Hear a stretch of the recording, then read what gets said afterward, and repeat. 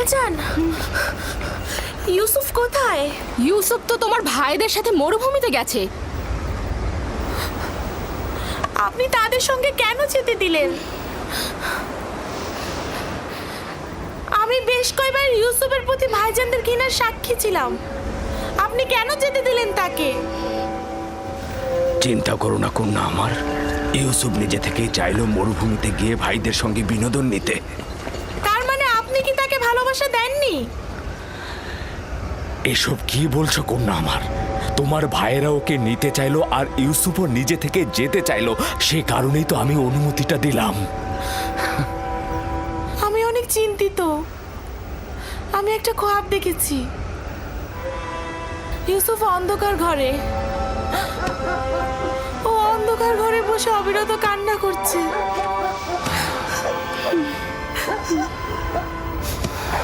আমি সন্তানদের প্রতি বিশ্বাস রাখছি, তারা নিশ্চয়ই ইউসুফকে সহি সালামতে বাড়ি ফিরিয়ে আনবে। কিন্তু আমার যেন কেমন লাগছে।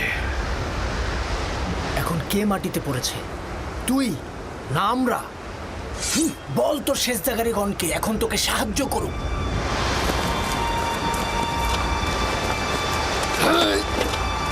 ছেড়ে দে নবী, আমাকে ছেড়ে দে বলছি নবী। আমি ওকে ওর মা রাহেলার কাছে পাঠাবো। কি করছো এটা?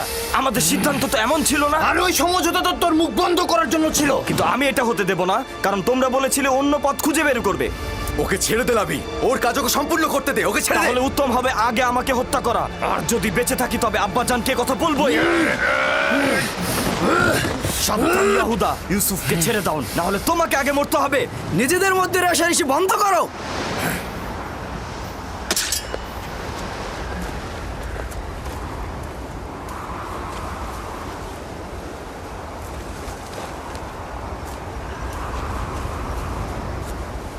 তুই এই কাজটা শেষ হতে দিলি না লাবি। একদিনের জন্য অনুতপ্ত হবি। জানি যে খোদা তাআলা আমাদের কখনোই ক্ষমা করবে না। ওদের হয়ে আমি তোমার কাছে ক্ষমা চাইছি, তুমি আমাকে ক্ষমা করো। খোদার কসম বলছি, আমি স্বপ্নেও ভাবিনি যে ওরা এমনটা করবে।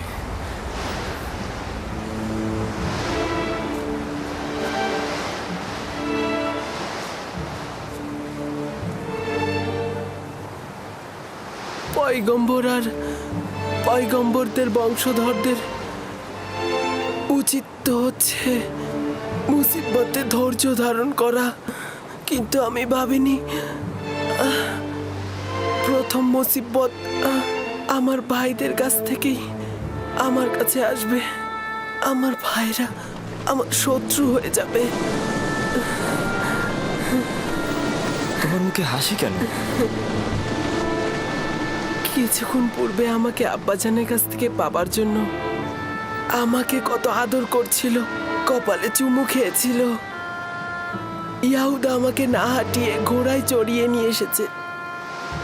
তখন মনে হচ্ছিল দুশমনদের করে এত ভয় কিসের, এতগুলো ভাই আমার সাথে। কিন্তু আমি এখন বুঝতে পারছি আমার দুশমনেরাই হচ্ছে আমার নিজের ভাইরা।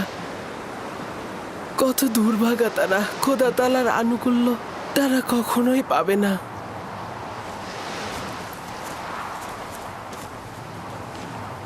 লাবি, ওর সঙ্গে কি করছো? বুঝতেই পারছো, আব্বাজানের কাছে ওকে আমি নিয়ে যাব। জেগে জেগে খোয়াব দেখছো?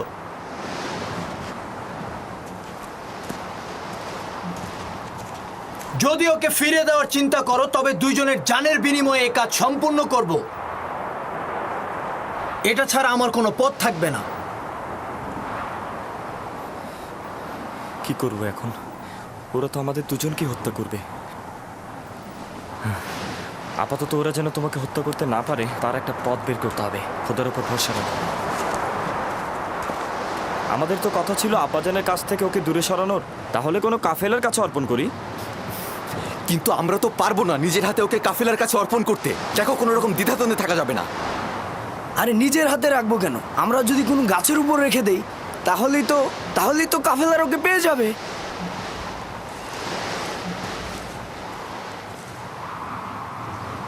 উত্তম হবে ওকে কোনো কূপের মধ্যে লুকিয়ে রাখা। এতে করে কাফেলাগণ পানি উত্তোলনের সময় ওকে খুঁজে পাবে আর নিজেদের সাথে নিয়ে যাবে। এইটা কিন্তু ভালো বুদ্ধি। এখান থেকে খুব কাছেই একটা কূপ রয়েছে। এই যাদের বাণিজ্যিক কাফেলারা সেই পথ দিয়ে অতিক্রম করে, আর সেই কূপে আমরা যদি ওকে রেখে দিই তাহলে ওরা ওকে পেয়ে যাবে। হ্যাঁ, খুবই ভালো। চলো যাই। দল, নাপতালি, তোমরা ভেড়াগুলোকে দেখাশোনা করো।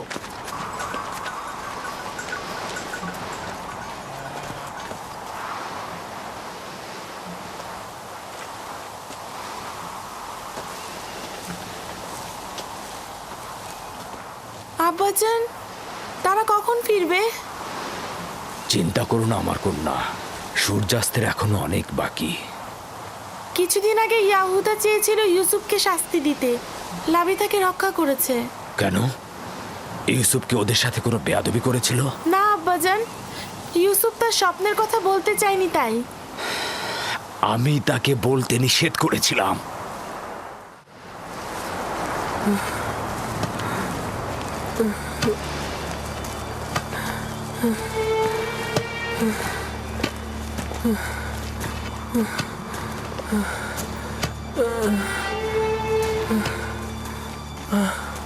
কি হলো?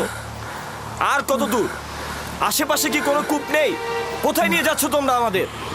তুমি কি চাচ্ছ ওকে কাছে কোথাও লুকাই আর যে কেউ এসে আব্বাজানের কাছে পৌঁছে দিক? আরে কূপ যতটা দূরে হবে ওর ফিরে আসা ততটাই দুঃসাধ্য হবে।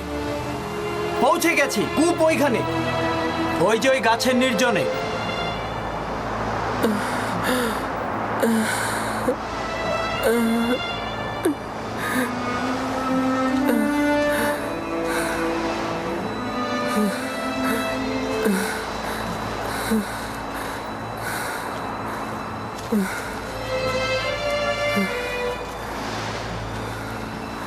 ওই কূপের পানি তো লবণাক্ত, আর তুমি সেটা ভালো করেই জানো। এইটা তো আরো ভালো। কাফেলাগণ ওই কূপের কাছে কখনোই যায় না, তুমি সেটা ভালো করেই জানো। আস্তে কথা বলো, আমি জেনে শুনেই এখানে এসেছি। কিন্তু এর মানে ওকে তো হত্যা করা হচ্ছে।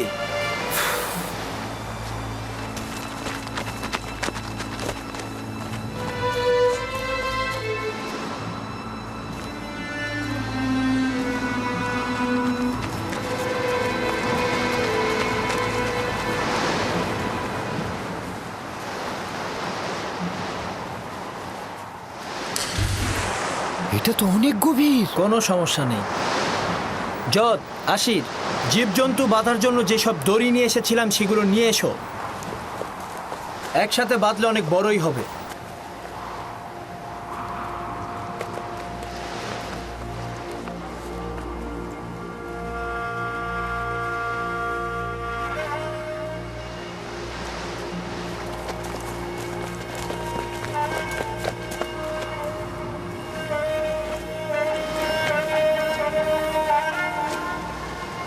ইয়াহুদা, এই কূপের পানি লবণাক্ত।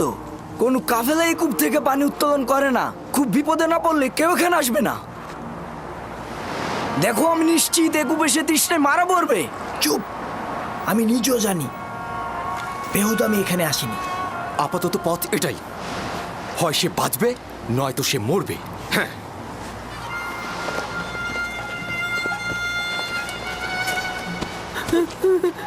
চল। এভাবে টানছো কেন? ছাড়ো ওকে। তোমাকে করতে হবে না, আমিই করব। ক্ষমা করো ইউসুফ, বাধ্য হয়েই করছি।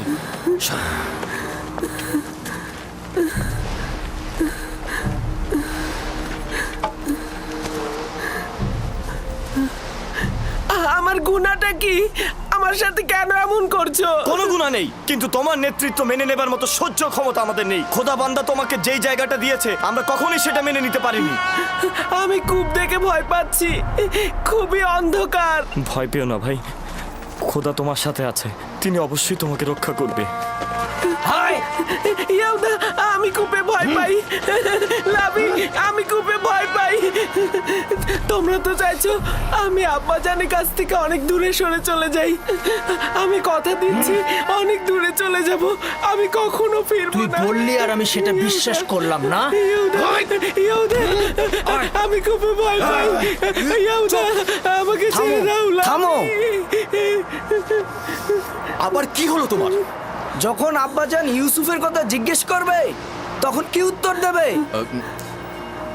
বলবো নেকড়ে তাকে খেয়ে ফেলেছে। হ্যাঁ, আর আব্বাজান তো নিজের স্বপ্নে দেখেছিল নেকড়েরা ইউসুফকে ধাওয়া করছে। আব্বাজান ভালো করে জানেন কেনানে অনেক নেকড়ে আছে। হ্যাঁ, কিন্তু সেটা প্রমাণ করতে একটা নিশানা দরকার। নিশানা?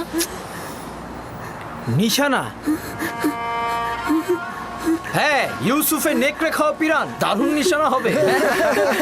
ইয়াহুদা, আমাকে ছেড়ে দাও, আমি অনেক দূরে চলে যাব, আমি কখনো এদিকে আসবো না। ইয়াহুদা, আমাকে ছেড়ে দাও, আমি অনেক দূরে চলে যাব। ইয়াহুদা, আমাকে কূপে ফেলো না, দোহাই তোমাদের, আমাকে কূপে লাভি, আমাকে রক্ষা করো লাভি, আমার তোমার সাথে কথা আছে লাভি, লাভি, লাভি। বেহুদা কথা বলিস না, ওকে তাড়াতাড়ি নিচে ফেল। আমার থামো লাভির বলছি, সাথে কথা থামো। আছে। তোমরা তোকে কূপে নিক্ষেপ করবেই, শুধু একটু পরে না হয় একটু আগে। এত তাড়াহুড়ার কি আছে? দেখিও কি বলে। সরো সরো। কি বলবে আমার ভাই? আমি তোমার সাথে একটু একা কথা বলতে চাই। তার শেষ ইচ্ছা কি তোমরা শোনোনি?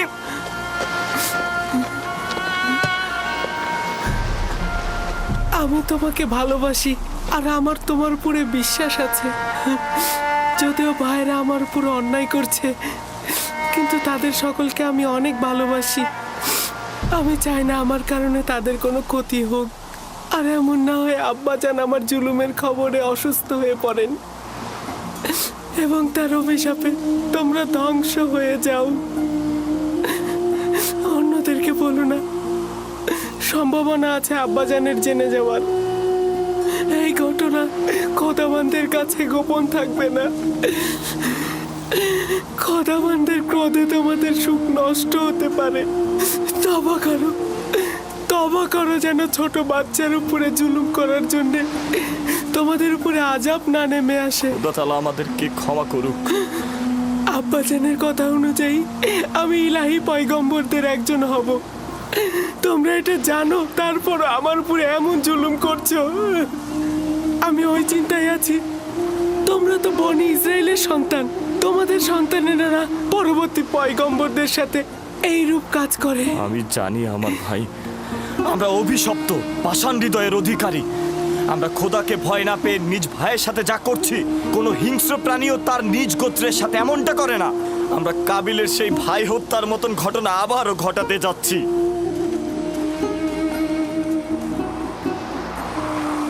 কি হলো তোমাদের? কেন দেরি করছো? এসো আমার সাথে, এসো।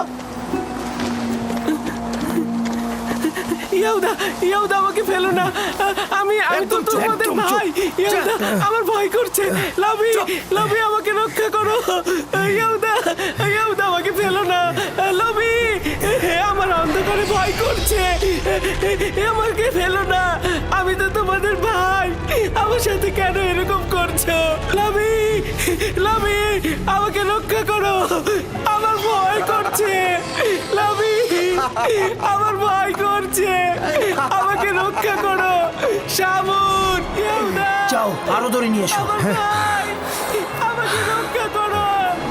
আব্বাজান, আব্বাজান, আমাকে রক্ষা করুন। আব্বাজান, আব্বাজান, আব্বাজান,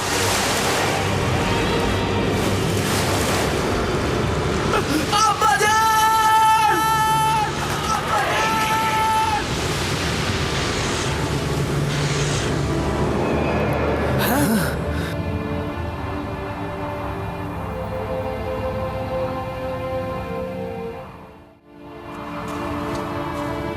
ইউসুফ পড়ে গিয়েছে। ইয়াহুদা, সরো সরো। ইউসুফ, ইউসুফ, ইউসুফ, আব্বাজান! ইউসুফ, ইউসুফ, ইউসুফ, ইউসুফ, ইউসুফ। ইউসুফ কোনো সাড়া দিচ্ছে না। কি হয়েছে? সবাই তো এটাই চেয়েছে। সবাই এটা চাইনি, তুই শুধু চেয়েছিস। আমাদের সিদ্ধান্ত এটা ছিল না, তুই প্রথম থেকে ওকে হত্যা করতে চেয়েছিলি। তুই এর ফল ভোগ করবি। আরে তুই তো কাবিলকেও হার মানিয়েছিস। কাবিল ভাইদের সাথে মিলে নিজের ভাইকে হত্যা করেছিল, আর তুই একটা এতিম বাচ্চাকে হত্যা করলি। খোদার অভিশাপ তোর ওপর। আরে যদি অভিশাপ হয় তবে সবাই অংশীদার, তুই নিজে এর জন্য দায়ী। তাই বেহুদার মতো এক ব্যক্তির উৎসর্গকে আমার ঘাড়ে চাপিও না, এর জন্য আমরা সবাই দায়ী।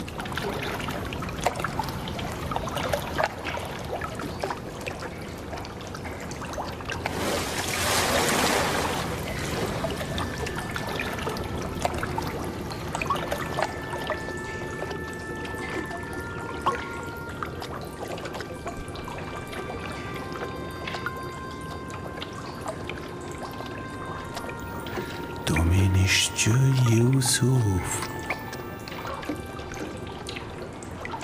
তুমি নিশ্চয় ইউসুফ হবে।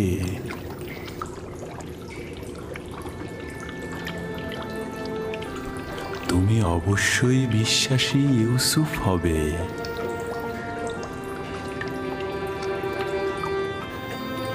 তুমি নিশ্চয় ইউসুফ, তাই না? জি, আমি ইউসুফ।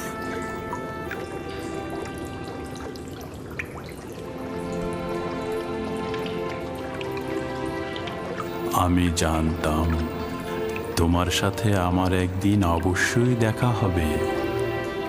আপনি কে? বেটা, আমি হলাম সেই ব্যক্তি যিনি মহাকালের গর্ভে ছিলেন। আমাকে কিভাবে চিনেন? অতীতের এক আম্বিয়া তোমাকে নিয়ে আমার কাছে তারিফ করেছেন, তাই আমি তোমার প্রতি আকৃষ্ট হয়েছি। তোমার সাথে দেখা করার অপেক্ষায় ছিলাম। তার কাছে আমি তোমার নিশানা চেয়েছিলাম। বলল একদা তুমি এই কূপের মধ্যে জাহির হবে। আর আপনিও আমার অপেক্ষায় বসেছিলেন? 1200 বছর ধরে তোমার অপেক্ষায় ছিলাম। 1200 বছর? হ্যাঁ, পয়গম্বরের নাজাত দানকারী হিসেবে তোমার আশার ওয়াদা দিয়ে আমাকে বলল, যাও কূপের মধ্যে গিয়ে বসো, একদিন ইউসুফ আসবে। এবং আজ কি সেই দিন। আমিও আপনার দেখা পেয়ে আনন্দিত। আমি সকল আম্বিয়ার উপস্থিতি উপলব্ধি করছি। প্রত্যেকেই তোমাকে একটা পয়গাম দিয়েছে। হুন নবী বলেছেন, হে ইউসুফ, তুমি ন্যায়পরায়ণ, অত্যাচারীদের তুমি রক্ষা করবে। সালেহ নবী বলেছেন যে তোমার ডাকনাম আমার জন্য হালাল হবে, তুমি বান্দার হক নিয়ে কথা বলবে। ইউনুস নবী বলেছেন, তুমি অতীতের সকল আম্বিয়াদের উত্তরাধিকারী, তাদের আমলের পোশাক পরিধান করো। তোমার পয়গম্বর হিসেবে আগমনের নিশানা তোমার জন্য পাঠানো হয়েছে, নাও। মউউদ, মউউদ, মউদ।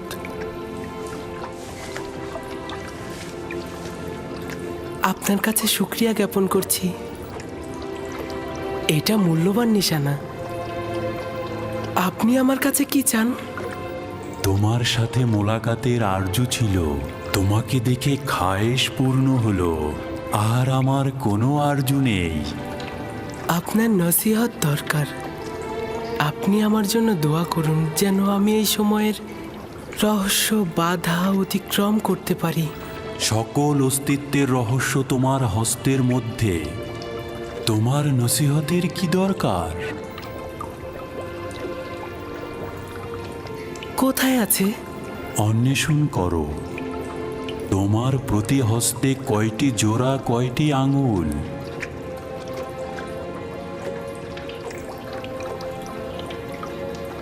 5টি আঙ্গুল, 14টি জোড়া। এটাই সেই রহস্য যেটা বলেছি, 5 আর 14। 5 আর 14 মানে কি? এই রহস্য আখিরি নবীর প্রকাশ পর্যন্ত অব্যাহত থাকবে। সত্তার অস্তিত্বের রহস্য এই দুটি সংখ্যা। এগুলোর কাছে আশ্রয় গ্রহণ করো, আরাম ও নাজাত পাবে। আরাম ও নাজাত পাবে।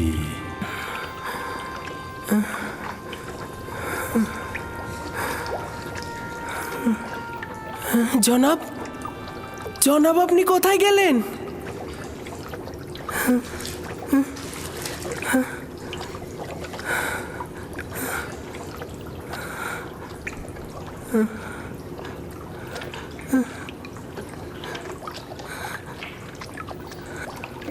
আমি খোয়াব দেখছি না তো।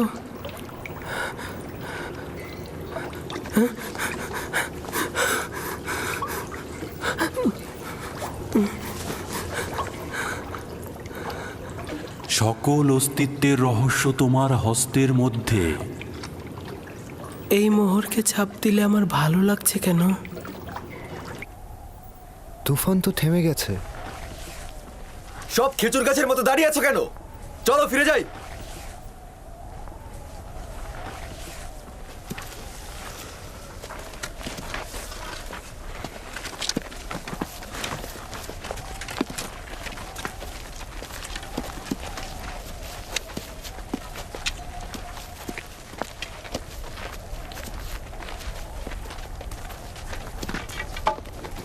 ইউসুফ!